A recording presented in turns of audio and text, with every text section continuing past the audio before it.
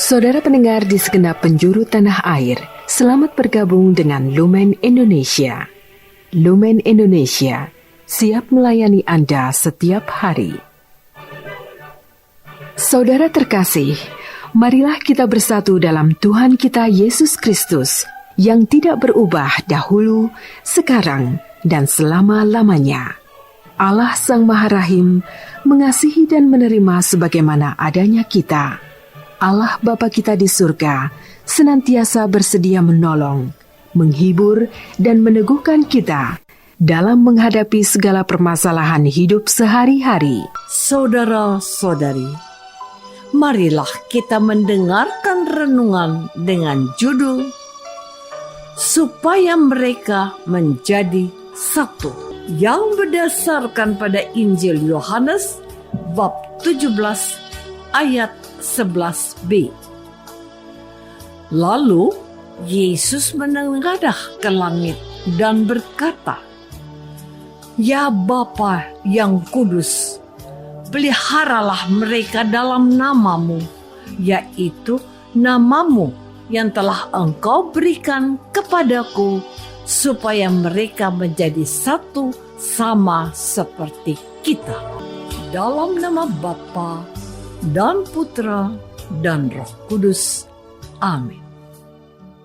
Saudara-saudari terkasih dalam nama Tuhan Yesus Kristus, bacaan Injil Yohanes pada hari ini sama persis dengan bacaan Injil pada hari Minggu Komunikasi Sedunia yang kita rayakan 2 hari lalu. Isinya sama, yakni doa Yesus untuk para muridnya. Doa Yesus dalam bacaan Injil hari ini menekankan sebuah harapan dan permohonan agar para muridnya menjadi satu sama seperti Bapa dan Yesus adalah satu.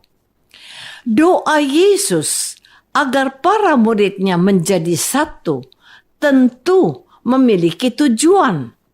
Selama Yesus hidup, semua masalah dapat diselesaikan dengan baik oleh kehadiran Yesus.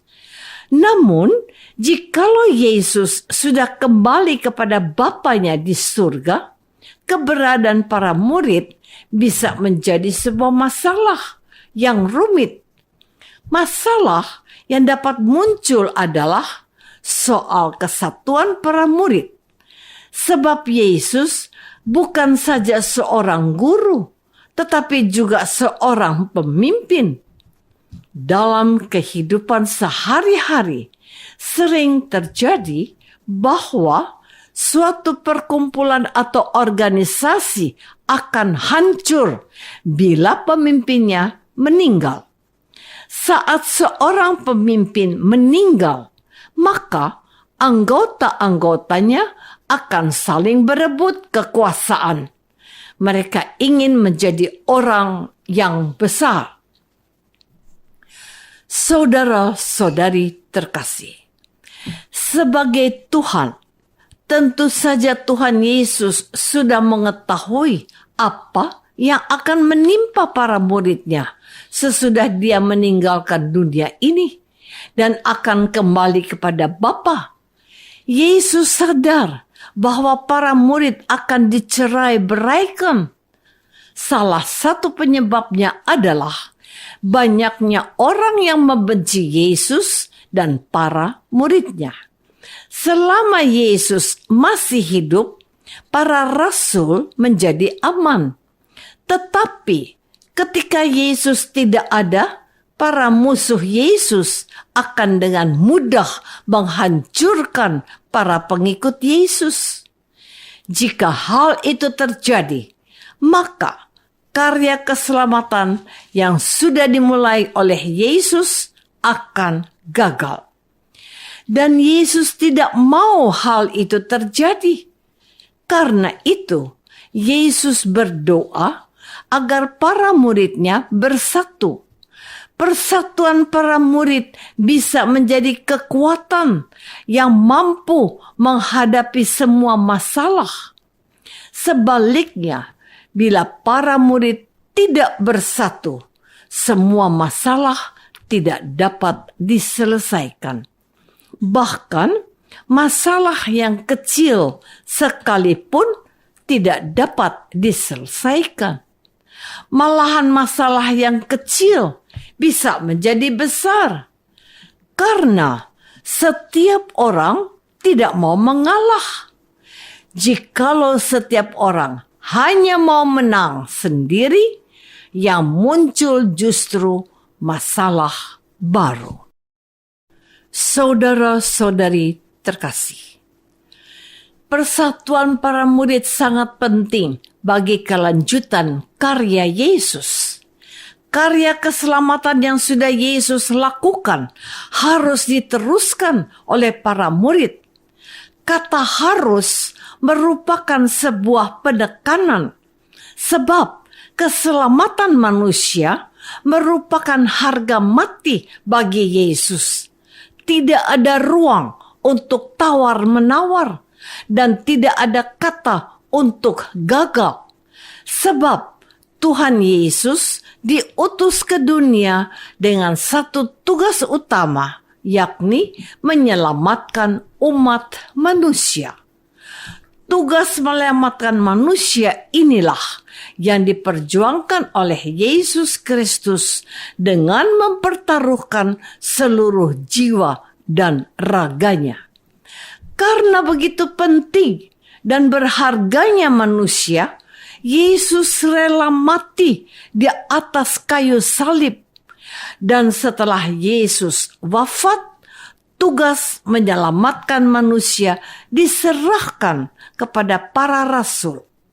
Para rasul sudah dibina dan dididik oleh Yesus.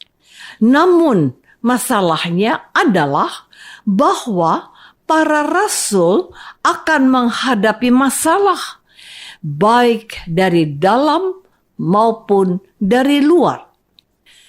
Masalah dari dalam ialah adanya perebutan kekuasaan atau kepemimpinan. Posisi seorang pemimpin untuk menggantikan Yesus tentu sebuah jabatan terhormat. Sebagai manusia, para rasul tentu ingin menjadi pemimpin yang dapat menggantikan Yesus. Saudara-saudari terkasih, doa Yesus pasti bukan hanya agar para rasul bersatu, tetapi Yesus juga berdoa agar semua umat Katolik dan Kristen bersatu. Karena pada saat sekarang ini kita melihat adanya perpecahan dalam gereja. Jumlah gereja saat ini sangat banyak. Dan sering kita melihat antara sesama umat Kristiani saling mengejek dan menghina. Yang satu menganggap gerejanya lebih baik daripada yang lain. Kenyataan perpecahan dan pertengkaran antara sesama umat Kristiani tentu menimbulkan kesedihan dan keprihatinan yang mendalam bagi Yesus dan bagi kita semua. Kita seakan-akan tidak menghargai jasa dan pengorbanan Yesus dan para muridnya. Yesus rela menderita dan wafat di atas kayu salib demi keselamatan kita. Demikian pula dengan para rasul dan para martir yang wafat. Yesus menghendaki kita umatnya bersatu. Jika kita umat Kristiani bersatu, maka itu menjadi tanda bahwa kita adalah murid-murid Yesus. Sementara ketika kita umat Kristiani bertengkar dan berkelahi satu sama lain, maka kita gagal menjadi murid Yesus. Yesus mengharapkan kita menjadi satu. Kita belajar dari Yesus yang selalu hidup bersatu dengan Allah. Marilah kita masuk dalam saat hening sejenak untuk meresapkan renungan yang baru saja kita dengar bersama dalam kehidupan iman kita masing-masing. Apakah kita sebagai umat Kristiani sudah berusaha menjadi pemersatu, ataukah kehadiran kita justru menjadi pemecah belah? Marilah kita berdoa. Tuhan Yesus Kristus, Engkau selalu menjaga persatuan dengan Allah Bapa di surga. Engkau juga mengharapkan agar para rasul dan semua umat Kristiani di dunia bersatu membangun kerajaan Allah. Jauhkanlah roh pemecah yang ingin menghancurkan gerejamu maupun keluarga kami. Doa ini kami persembahkan dalam nama Yesus, Tuhan dan pengantara kami. Amin. Semoga kita semua selalu dinaungi dan dibimbing oleh berkat Allah yang Maha Kuasa. Dalam nama Bapa dan Putra dan Roh Kudus. Amin. Dengan penuh kasih dan sukacita, Lumen Indonesia mengundang saudara-saudara seiman di segenap penjuru tanah air. Sekiranya ada tanggapan ataupun saran, kirimkan surat Anda ke Lumen Indonesia. Terima kasih atas perhatian Anda. Sampai berjumpa lagi dengan Lumen Indonesia pada waktu dan gelombang yang sama esok hari.